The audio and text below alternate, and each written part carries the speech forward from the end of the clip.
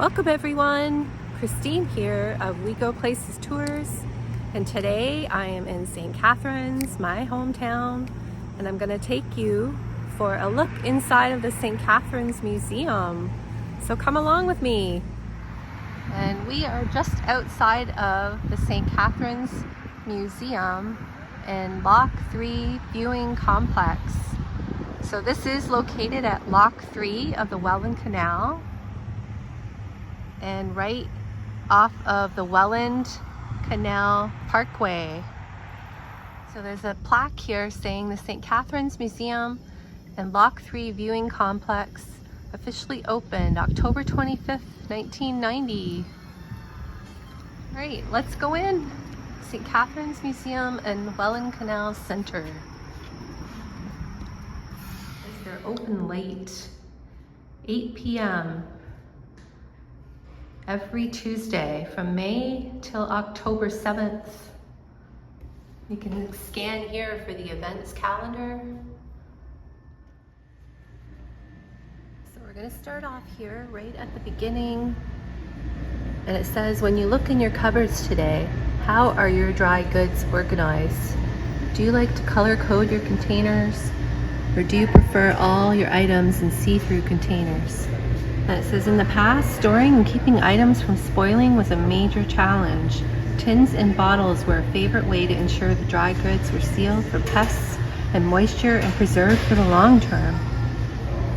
So these are some of the things they would keep the food in.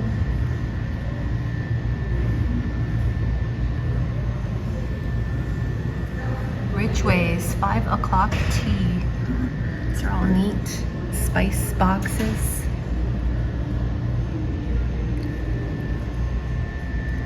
And the different items are like from the late 60s to the late 70s.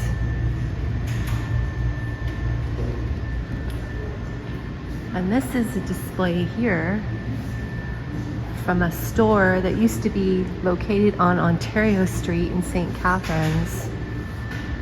So we're going to go by the things that it shows here on the list. Showroom at AA Whittycombe and Son Store, located on Ontario Street, circa 1940. So we're going to see the rotating butter churn, grape basket press, wooden ice box, and the electric refrigerator, 1941. There's a picture with the lady standing by the fridge. Wow, Frigidaire. Do not touch.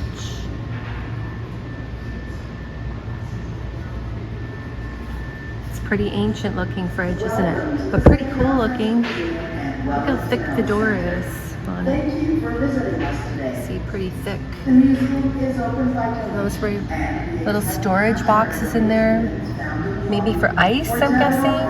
I'm not really sure. And then the temperature gauge. Available ship times are posted in the lobby. Ship times are subject to change. Fridges have changed a lot since the 1940s. For up-to-date information. We hope you enjoy your visit.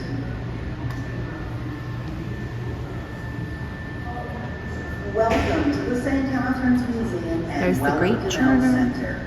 Thank you for visiting Or is that the us butter today. churner? The museum is open by donation, and we accept cash at our donation bins found in the lobby, or debit or credit at Merritt's Mercantile Gift Shop. Available ship times are posted in the lobby. So it shows that these are things here that were needed to furnish a modern kitchen in the past. There was a book of household management by Miss Beaton, and was considered the ultimate authority on housekeeping through the 19th century and the early 20th centuries. It says the book lists 75 individual items that are in minimum basic items needed for any medium-sized household kitchen. This does not include wooden bowls and brushes, which adds 50 additional objects to the list. How many of these items do you find in your kitchen today? I don't know if I have any of these. I don't think I do. Oh, my mom used to have this for straining. She used to crush tomatoes and things in there. I remember that.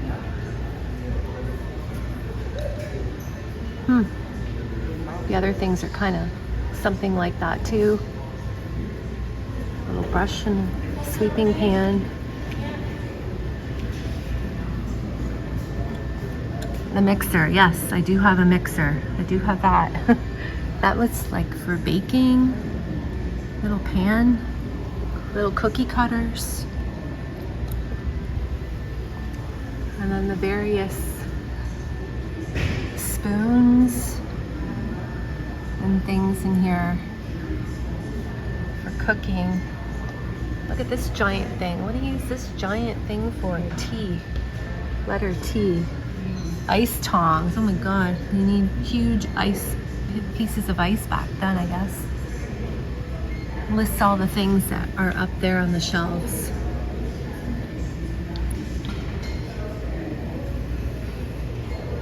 Meat grinder. My mom did grind meat too. I remember that.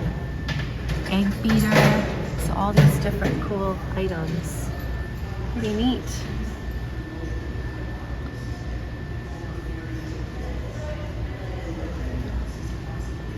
Sorry about my reflection. Going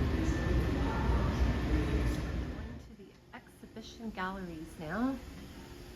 Oh, is it rowing boats here? Robert M. Schmoen Sr. Wow, that's a big rowing boat. I wonder how many people fits in there. I'm guessing like 8. Oh my gosh, this thing's huge. Wow.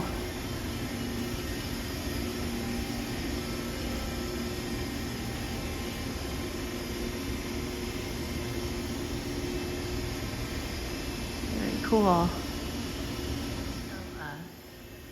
Single man or woman boat here. Or a single person.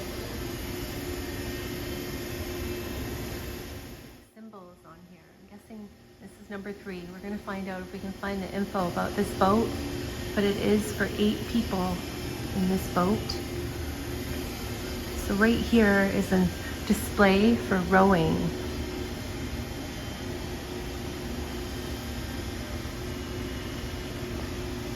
And I'm sure I've mentioned to you guys before that St. Catharines is well known for holding rowing events. St. Catharines Rowing Club was established in 1903 and it's the largest rowing club in Canada. Many world-class rowers and coaches have worn the club's distinctive cerise and blue colors over the years. There they are. I've seen that. I've seen them wear those. I've been to quite a few rowing races. Very cool. 1984 Olympics. Men's 8 gold. Oh, this is probably the boat. That's the boat from the Olympics, and it has all the names on there of who was in that particular race.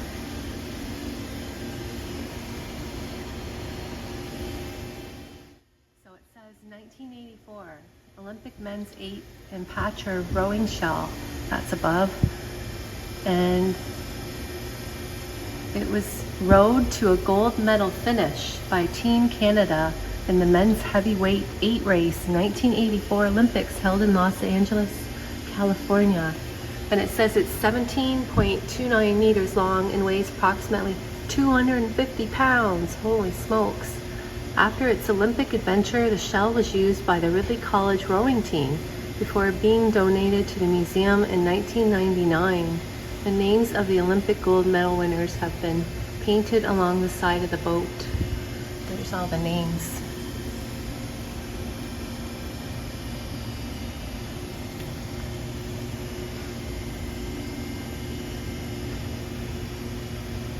And it names some others who were in the Olympics as well in 1984.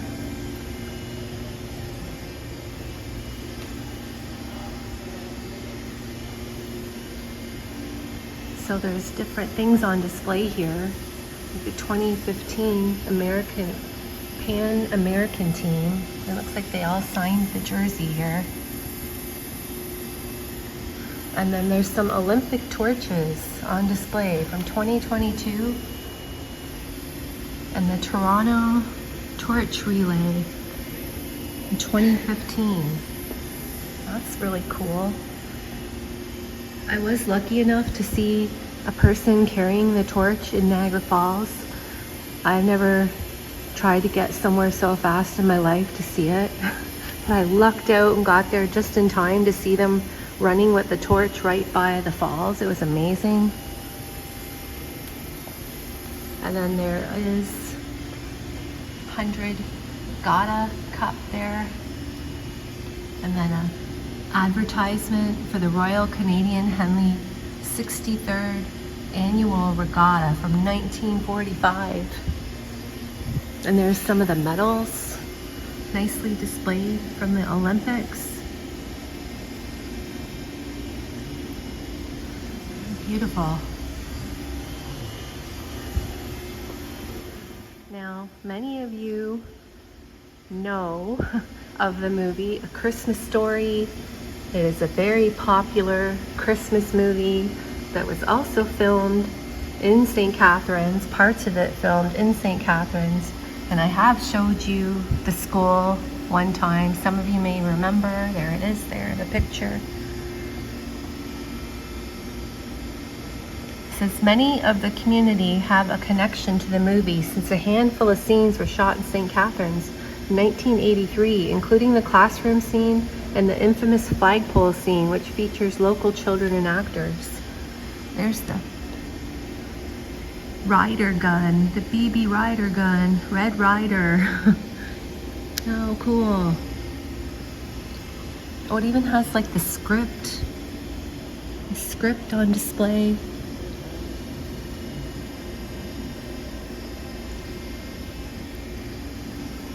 There's the glasses that Ralphie wore. I'm sure there's info here just explaining it all. It says the movie crews are shown filming the exterior shots here. This scene that you see in the picture. And the vintage cars were supplied and driven by locals. It says director Bob Clark shown preparing a scene with actress Teddy Moore, who played Miss Shields in the film. So that would be B right there. Right there, there's a picture of her there. I remember, she's the teacher, right? The teacher. This scene here, everybody remembers this scene. It's the iconic I triple dog dare you tongue to flagpole scene was filmed in the schoolyard at Victoria Public School when Flick is a triple dog dared by Schwartz to stick his tongue on the pole. He must follow through. Luckily, actor Scott Schwartz, who played Flick, did not have to stick his tongue to the metal pole. The flagpole had a contraption inside like a vacuum that gave the illusion that Flick's tongue was stuck to the flagpole. He could easily remove his tongue just by pulling back. See, these are all cool things you learn. I didn't know about that. And there are the actors with their script. You've got Flick, who was played by Scott Schwartz. Peter Billingsley was Ralphie. And then on the right is R.D. Rob Schwartz as they pose for a photograph on the set of Christmas Story. They're seated. Billingsley is seated on the director's chair, holding the script. The script that's opened up here is the famous scene that when the family receives the famous leg lamp in a box marked fragile. That is so cool.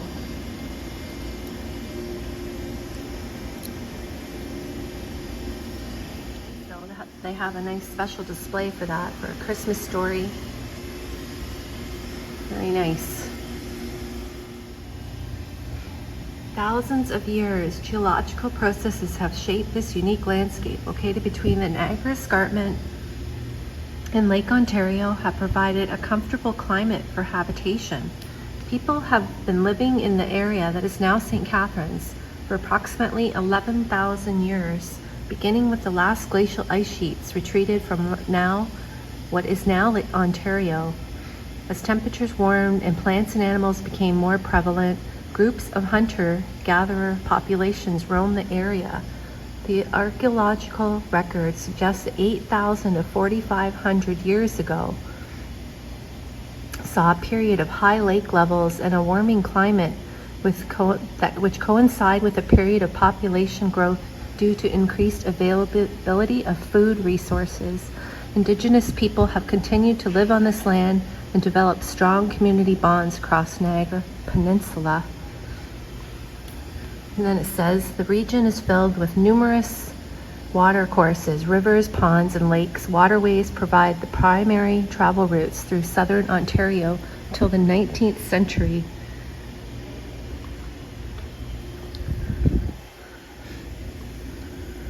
Cool thing on display here.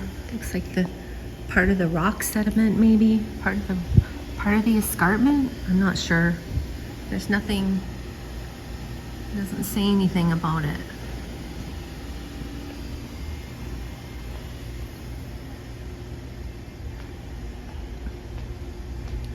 There's a mallet here on display. The Shikluna Shipyard mallet. Oh wow. This shipyard was founded Shikluna Shipyard was founded in 1838 and was located on the bank of the first and later second Welland Canal near Lock 3, close to the present downtown St. Catharines. It built approximately 104 ships, including some of the largest and fastest vessels on the Great Lakes at the time. At its peak, Shikluna's yard employed 300 men. And then on the other side, there's an 1850s cup, porcelain cup.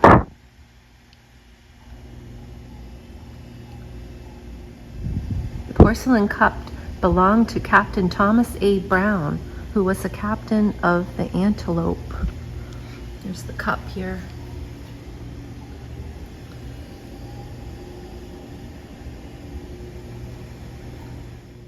Sports have always been a part of living in St. Catharines.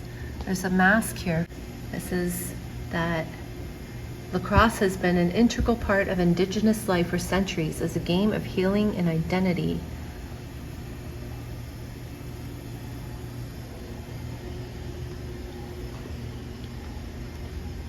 Another look from the back of it. This is a goalie face mask from 1968 to 1970. Says Jerry Cheevers is a St. Catharines homegrown hockey star. He started playing hockey at the age of 7 and never looked back. In addition to his 2-time Stanley Cup winning hockey career, Jerry Cheevers is famous for the goalie mask he wore. Cheevers began wearing a plain white goalie mask in 1965. One day during practice, he was hit with a puck. He was unhurt as the mask protected him. In jest, John Forstall, the team trainer, drew a line of stitches on his mask representing the number of real stitches Cheevers would have received had he not been wearing a mask. The tradition continued his career, and the mask soon became one of the most recognizable masks in NHL history. How cool is that? So that's like how the goalie masks and hockey masks became a thing. Look at all this. Oh my goodness. Look at all the stitches all over it. Wow. So there's a Bible here on display, and it belonged to Helen Albert. Was enslaved in Baltimore, Maryland in the United States. Her owner had promised to release her and his other enslaved people, but died before he could carry out the promise. Helen escaped to freedom in Canada sometime in 1852 or 1853. She married Benjamin Albert, who was a farmer on Martindale Creek, Louth Township, and who was a deacon at the Zion Baptist Church. a black congregation founded by freedom seekers in St. Catharines. The Bible, which belonged to Helen, is a rare, tangible reminder of the freedom seekers who came to this community for a life of freedom.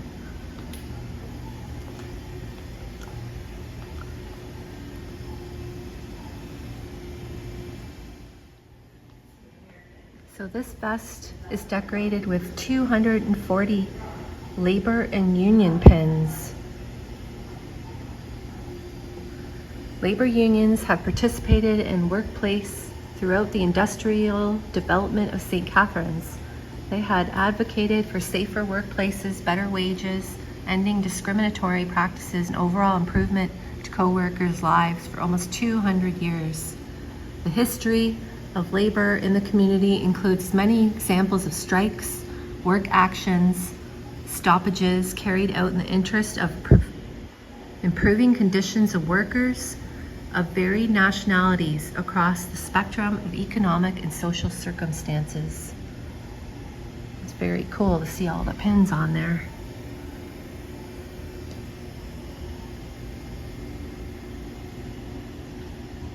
Here of workers that were on strike.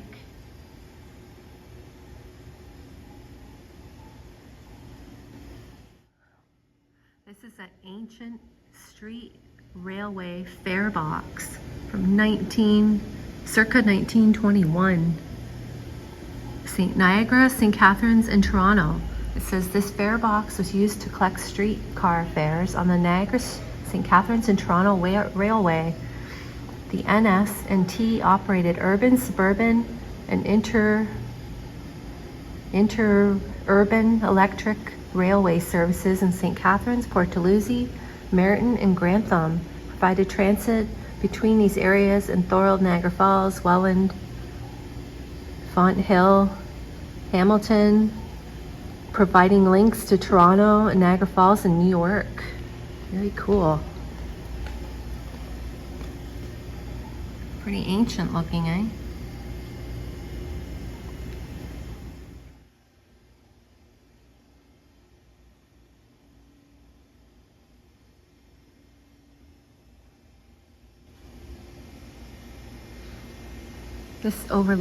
This picture overlooks the second Welland Canal in downtown St. Catharines, circa 1920. Built as a response to local economic and transportational needs in the 19th century, the Welland Canal is globally significant to the international economy, to global transportation in the 21st century. And then there's all these ships on display we're going to see. Pretty amazing. First Welland Canal here shows you the years, the 1800s.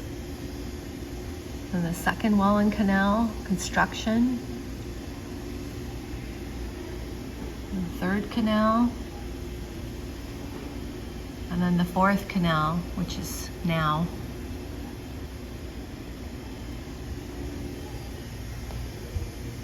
And it tells you what the locks were made of, oak timber, the length of the locks. Typical vessel was 100 feet long. Very cool. Let's take a look and see the ships on display here.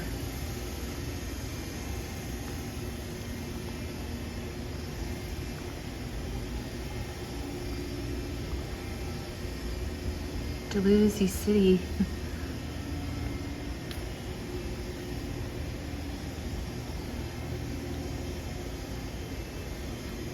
There's the big steamships here, or big, these big ocean or lake freighters.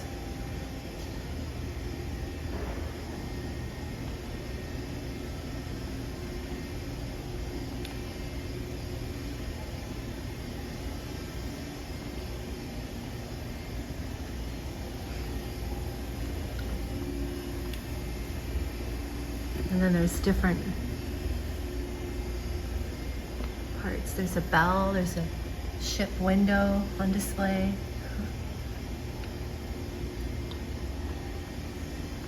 All the ropes.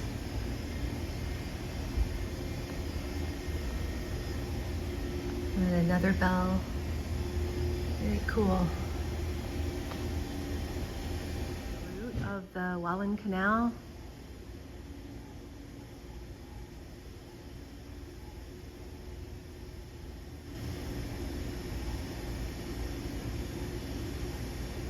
Gives you an idea where the ships go. Block 3, that's where we are right now.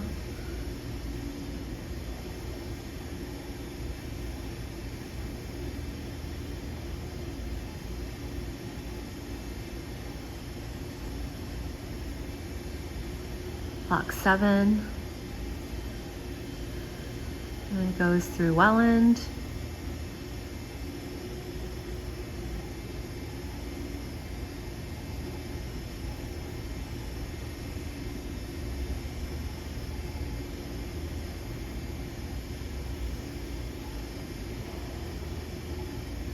And then Lake Erie at the end.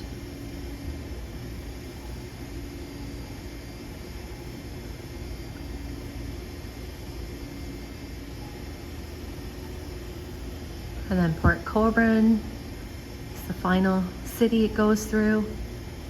And then it heads out to Lake Erie, or vice versa, comes in from Lake Erie. On display as they were working on the canals.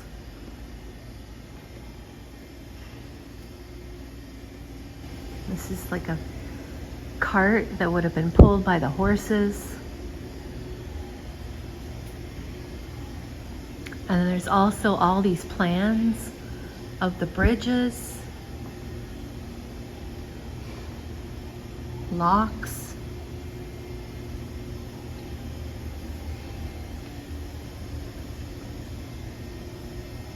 regulating weirs.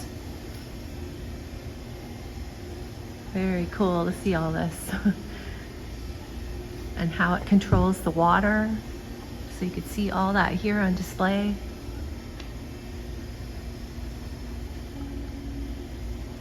And then this ancient part of the canal lock gate. There's a photo there of William Hamilton Merritt. And he is the founder of the Welland Canal. And he was also a soldier, businessman, politician. He was the son of Thomas Merritt, a United Empire loyalist, who moved to Niagara in 1796. He was the founding director of the Welland Canal Company and acted as the company's agent and general manager.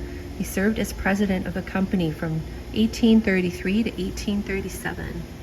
He was also in the Legislative Assembly of Upper Canada. These are all these papers, documents on display here. Wow, look at what they write with the feather pen.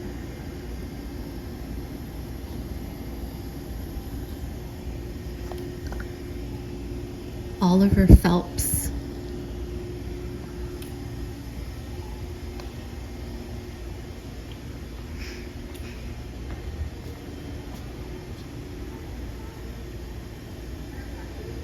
So those were all stock certificates, things that were sold.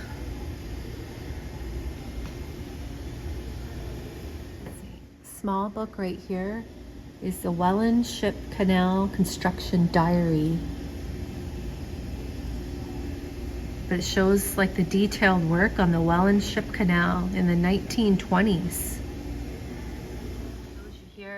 Welland Ship Canal, working conditions and scale of wages. A 10-hour day and 60-hour week will be worked at schedule of wages shown below. Wages are payable semi-monthly. The pay periods end on the 15th and end of month, while paydays are on 22nd and 7th following. $1 will be deducted from the first pay of each employee to protect the employer against the loss of number key given each man.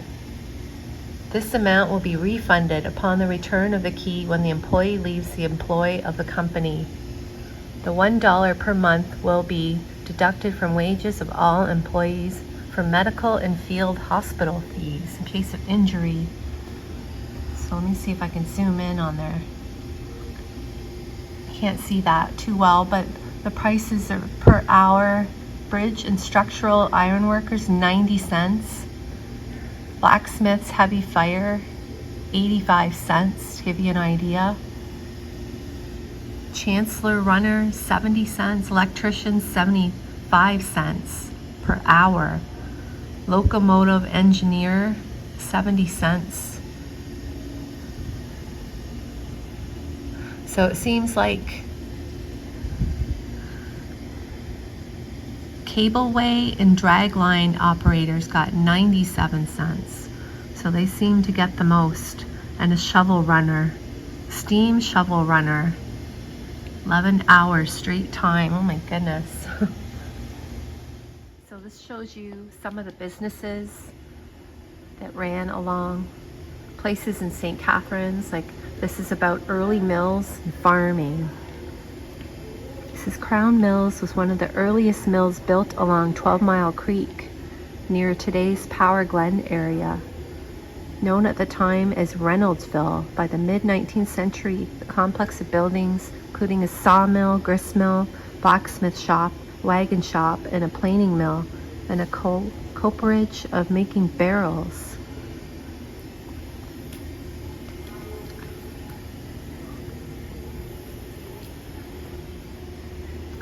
And here's different companies of what they made, pitchforks,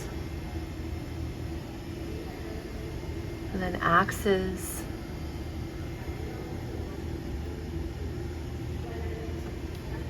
Welland Pitchfork Company. Welland Manufacturing Company played an unusual role in the Second World War when Nazi Deputy Führer Rudolf Hess left Germany for Britain to try to broker a peace agreement. After short pursuit by Royal Air Force plane, Hess parachuted from his own airplane before it crashed south of Glasgow, Scotland. Hess was captured by a local plowman, David McLean, who used his pitchfork as a weapon. Wow.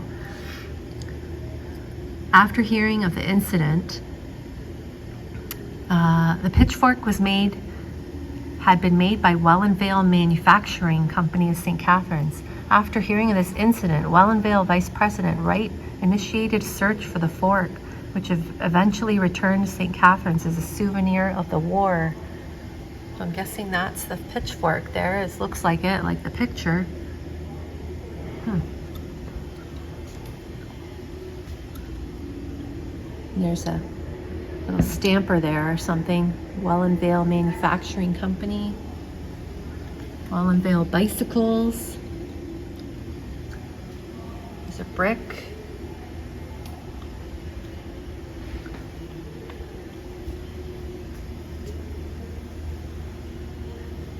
Pretty ancient buildings there.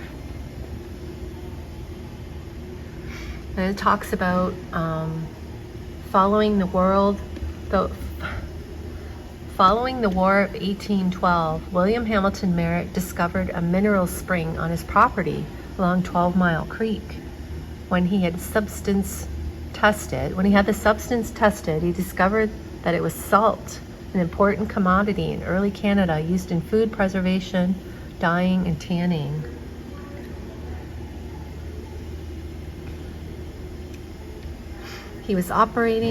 By 1815, he was operating a salt works on the property.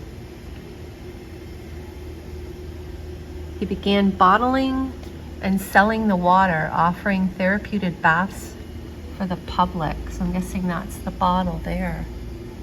Interesting.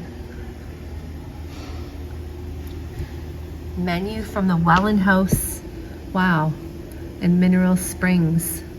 So the Welland House was a hotel that it has burnt down now, completely gone. But it was a really nice looking hotel that was on the corner of Ontario Street and King Street, I believe. So I guess it was a popular place for like a spa.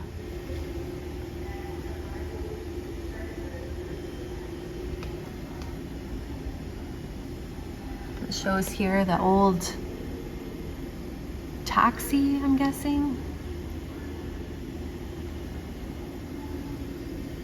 Old car. So before streetcars and later automobiles changed the landscape of the city, people and freight were moved around via horsepower. St. Catharines train station was located on the far side of 12 Mile Creek of the Welland Canal, 2 kilometers from the city center, and getting from the train station to downtown accommodations and businesses required taxi services. While both Meryton and Port Dalhousie had train stations of their own, taxis provided service between these 3 population centers. There it is there. People getting around, taxi ride. Display here from old bottles. And there's a story about Diana Sweets, which was a super cool cafe kind of place. It was known as Dies to locals. So it was downtown here in St. Catharines. I actually went there quite a few times with my friends when I was maybe like 11, 12, into my teens. We'd go there for fries on a Saturday, things like that. So I'm guessing these are some of the bottles and things from there. Double cola soda bottle. Say that 3 times fast. Lots of cool bottles on display. And oh, these bottles were all made in St. Catharines, I believe.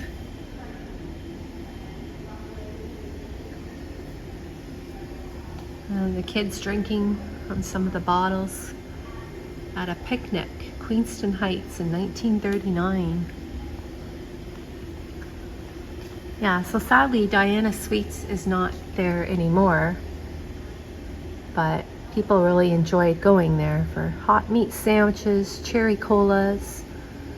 But now actually the place where Diana Sweets once existed is now Di's Pizza.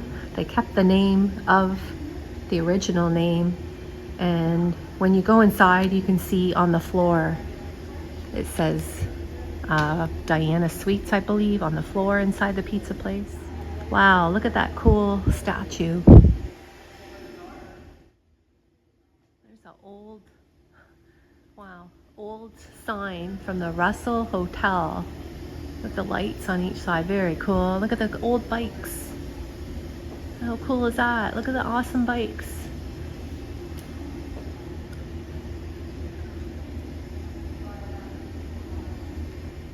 is pretty cool.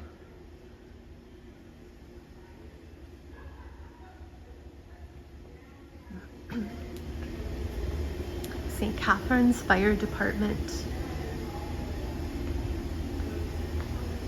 Look at the uniform here. Firefighters. Meryton Fire Department.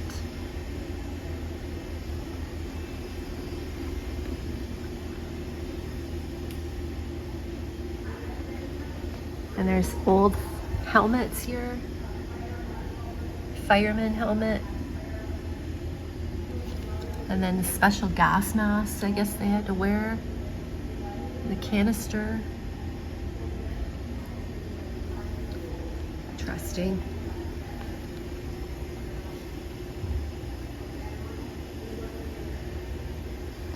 And they have some boots on display here. Big, tall boots that the firemen wore.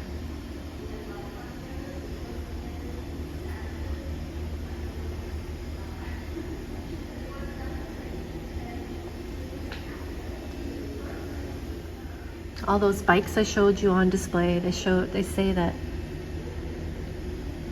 the Welland Manufacturing Company opened a factory in St. Catharines, began making bicycles for the mass market. The Perfect, Garden City, and Dominion brands were available for both men and women. A perfect model 1898, sold for $85, fairly high price at the time. And then they joined 4 other cycling companies, became part of the CCM merger, and the St. Catharines operation proved to be the busiest factory. Major fire in 1900 at the Welland Company destroyed the bicycle and tool operation and threw hundreds of local workers out of work. 1900, a new company, the Cooperative Cycle and Motor Company, was incorporated and purchased land on Page Street, building a factory producing bicycles, taking advantage of CCM's reputation locally. They built the McBurney Beatty bicycle and the Easy bicycle brand. Within a few years, the factory closed to financial difficulties.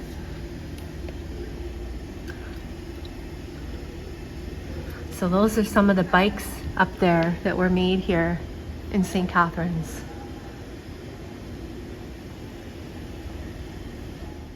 So this is a 1912 Rio Coupe Roadster, and it was built in St. Catharines in 1912. It's a 2-seat Roadster coupe with a 4-cylinder engine, serial number 1602, weighs 3,000 pounds, and was manufactured by the Rio Motor Car Company of Canada.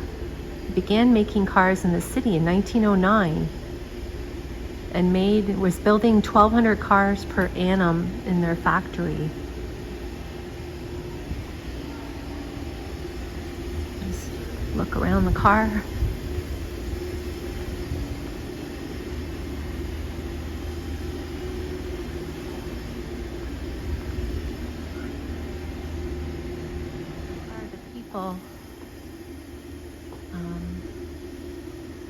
We are the people photos here on display. Over centuries, the paths of this community have been walked by many. From the first peoples to inhabit this land to modern immigrants, all these travelers have helped it to grow from that small town of a note into the vibrant and diverse city of today. There's all the people. Different events that happened.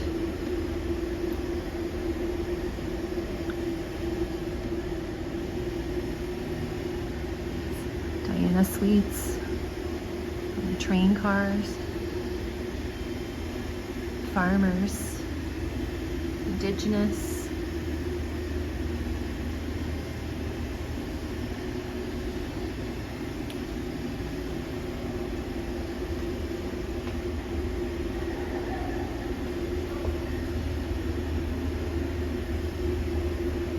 workers on the railway.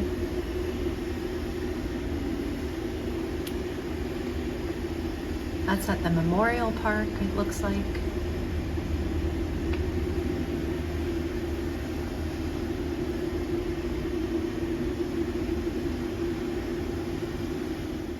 So this is the accordion that belonged to Walter Ostanek. He is the polka king of St. Catharines. What a beautiful accordion.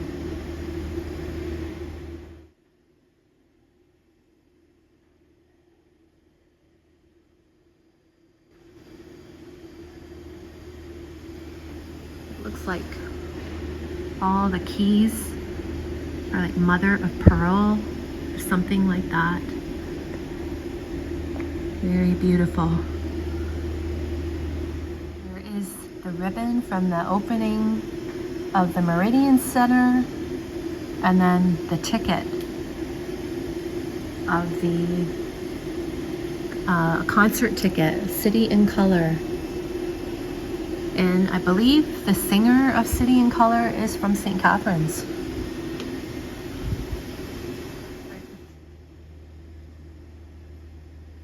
This is a display about community groups. And this is the dress that she wore. Armenian Club, 1976.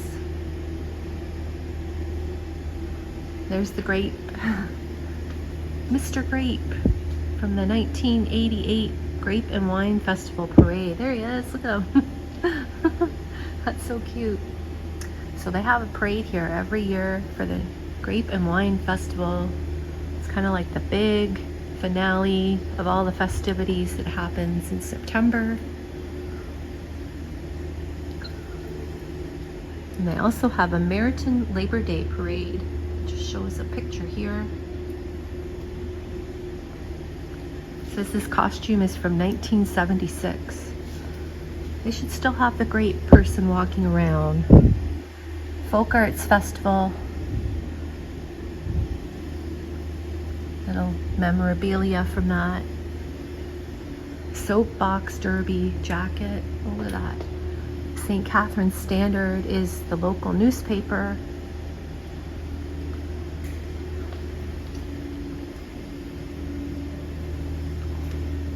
And there's a picture here. There's a big one there of them racing cars like that down the ramp. I don't know if they have those anymore here in the city. Look at the old pictures though, like Ricky's Tavern there, up there at the top. That's in Meriton.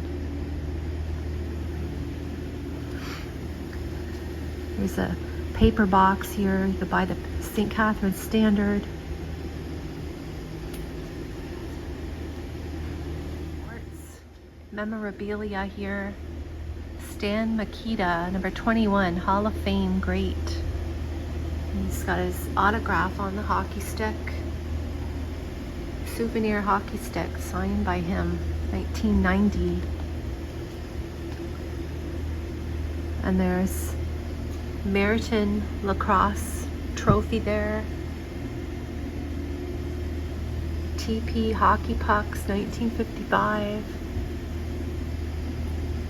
Blackhawks hockey puck, different hockey pucks on display. Junior B Falcons hockey puck. Go Teepees Go, the giant bell. Handbell. Guess they rang that at the games. And there's some baseballs there.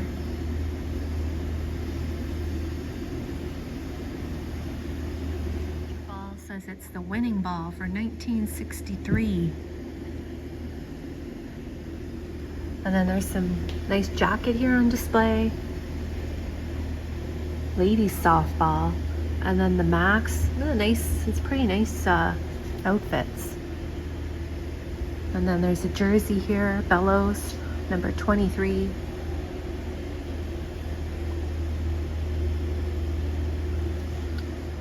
They also have a Hamilton Tiger Cats football helmet that Peter Newman wore. 1951 to 1964. And then there's a curling broom here. Marilyn Bedeau's curling broom, 1986. It's pretty cool. Sports things on display. Photo here of the Garden City Arena ice rink. Anyone remember when I did the video of them demolishing that arena? So that's what it looked like inside. Signs from around the city. Look, the YMCA sign doesn't exist anymore. YWCA. Furs by Henry. Oh my gosh, I remember that store. That was downtown on King Street. I remember that store was there a very long time. And the front window of that store was like a bowed window. And then they had the fur coats on display in there. That's cool that they have the sign. Lancaster Lawn Bowling Club. There's another photo there of the bowling club here. Corner of Geneva and Carlton Street.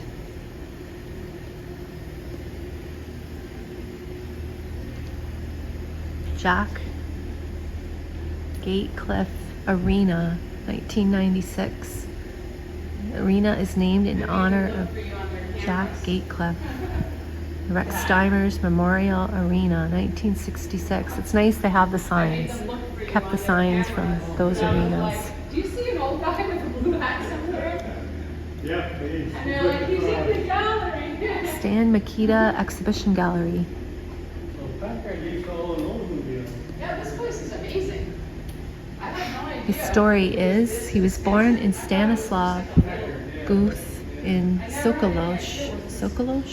This big. Solok, I'm sorry I'm pronouncing it wrong, in the first Slovak Republic, part of the Czech Republic today. He moved to St. Catharines in 1948 to live with his aunt and uncle, Anna and Joe Mikita. And then he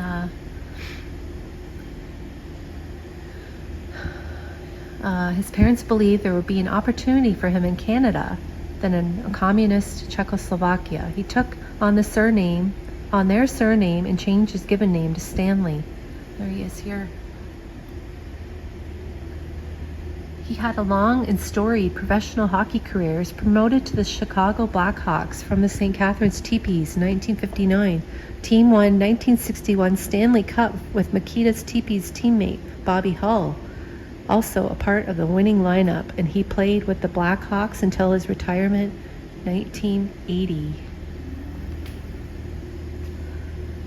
Royal Canadian Legion hat, and we will remember them. There's the medals. This is one of the very first. That's crazy. They had to say the first one had a legal. Wow. That's crazy.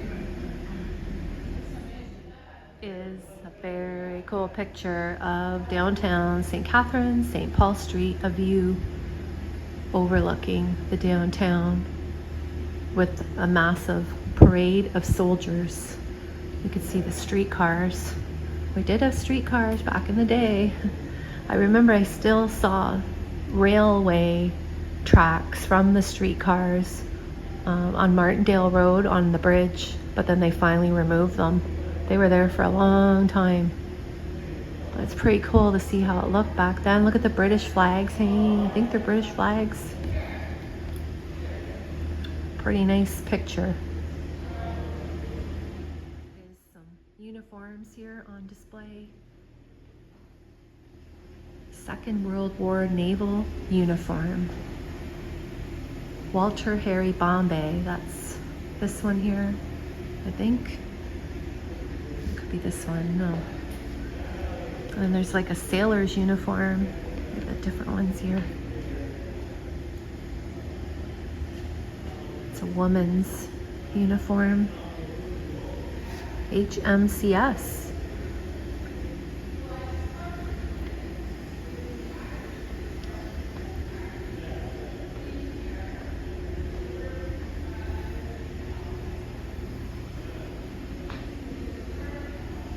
It shows where different uniforms, different wars they were worn in. And then some of the hats on display and pins.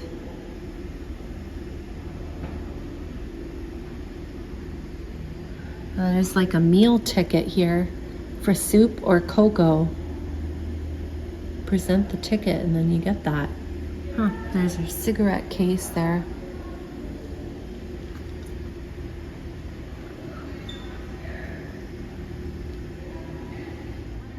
About this picture is like you see how many people are out on the streets and all the soldiers and people gathering, and you don't see that today at all downtown here in St. Catharines. Rifles on display and guns from the war. Look at this. Like a machine gun, I guess. Number T. German Spandau Arsenal 8mm machine gun recovered at the end of the First World War. Yikes. That looks pretty scary for back then. Jeez. And then the big massive bullets and grenades, and I don't know what this is. H. Concertina owned by Joseph Clooney, who carried it with him throughout the First World War. That's this one here in front of us. Oh, is that like a little, like a musical instrument? I'm guessing. I'll have to Google it. And then this old bag, like an army bag, kind of. Looks like, I guess, I don't know what they would store in it. What is it's a spur by Gunner John Jack Hardy, resident American, who served during First World War. Down to this car.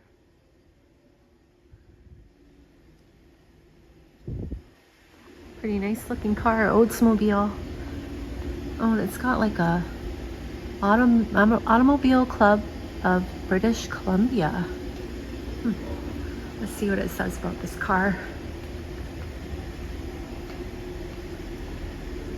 It says it's a 1905 Oldsmobile French front touring runabout made in St. Catharines by Packard Electric. This car was the first automobile manufactured in St. Catharines. Very cool. This vehicle is extremely rare. The Packard Electric Company only produced Oldsmobile in the city for 2 years. This car weighs about 750 pounds, 4.5 horsepower. And a horn.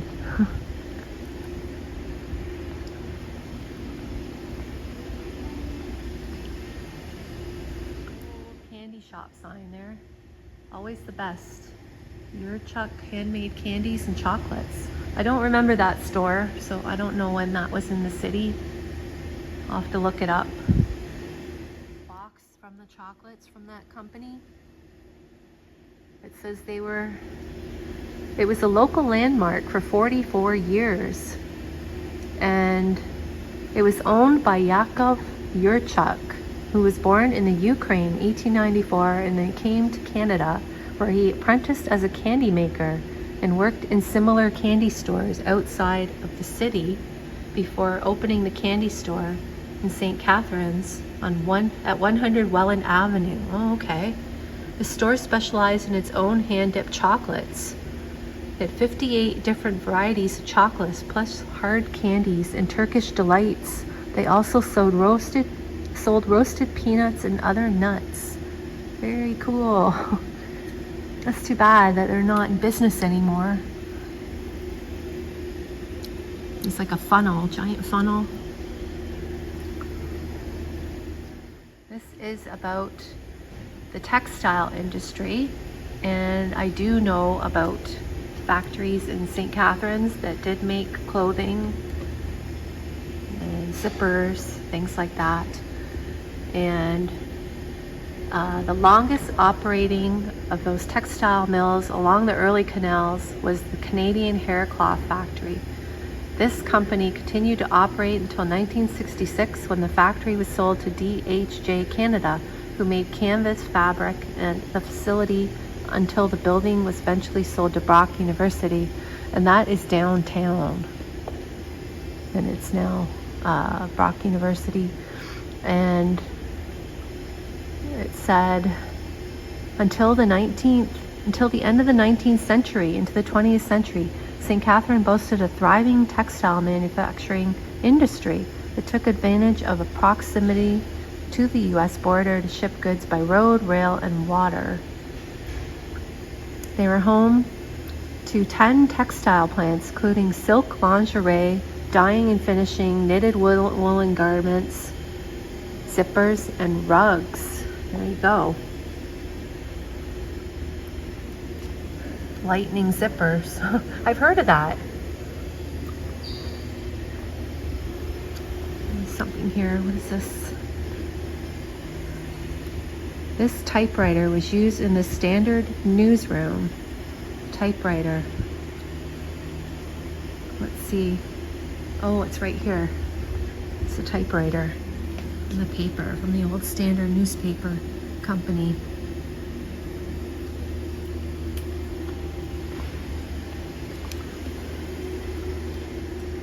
There's the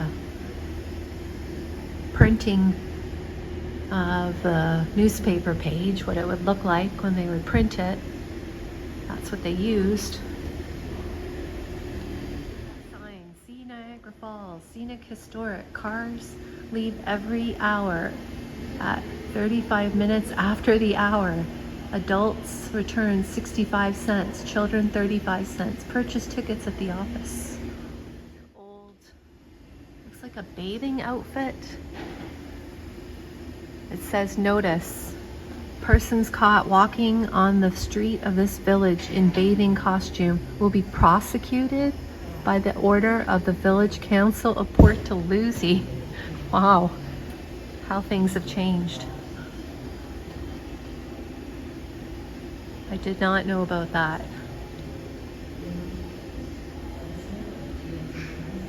There's an old street light, street lamp there, really nice. This is an old railway uniform jacket here. And a wheel. Things that were made here in St. Catharines, like the wheel. And the boat motor.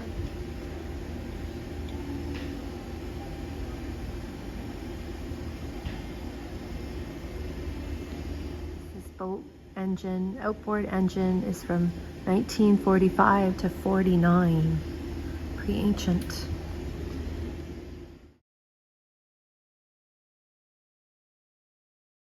That's gonna do it for today's tour at the museum, everyone. Thank you for watching. Stay tuned for the next video. Bye for now.